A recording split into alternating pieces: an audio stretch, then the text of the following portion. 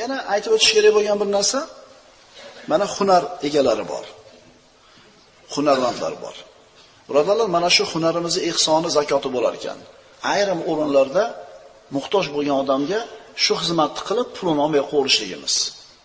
Qo'lingni ihsoni deb qo'yadi kattalar. Hunaringizni zakoti, hunaringizni ihsoni. Shuni qiling-da. Zakot nima edi? Zakot nima o'zi ma'nosi?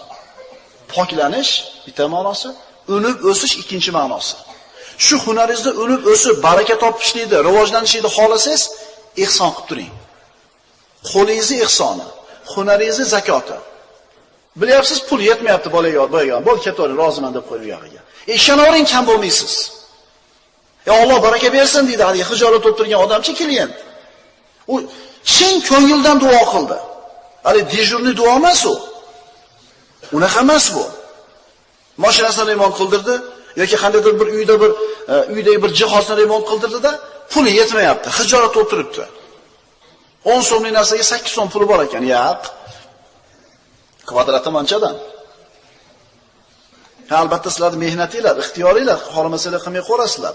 Lekin mana shu hunaringlarda ozgina ihson qilib qo'yinglar. Qo'l qoqqandan keyingisidan hunaringlardan ihson qilinglar. Hammaga emas. Shunga muhtoj bo'lgan odamlarga. Tabiblar bor, doktorlar bor. Ko'ring. Ko'ryapsiz, shu qo'li kalta, shu o'chib kutib turibdi haligi odam. Demak, tanish bilishi yo'q sizga shunday bezovchil kirib ketgani, ko'rinib turibdi rangi ro'ydan, kiyim-kechagidan. Doktor birodarlar, ihson qilib qo'yaveringlar.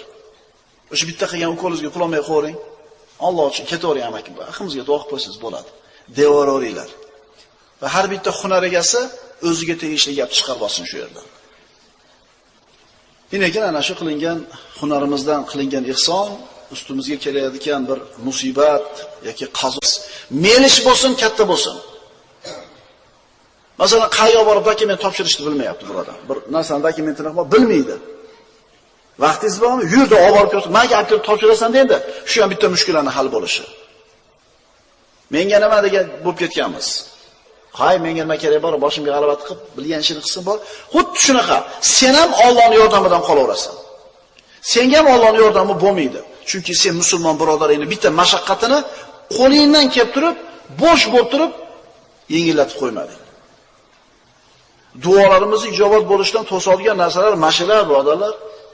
Duolarimizni ijobat bo'lishiga sabab bo'ladigan ishlar ham mana shular. Ma'ruf ishni kichkina sanab bo'lmaydi. Savobli ishni kichkina sanab bo'lmaydi.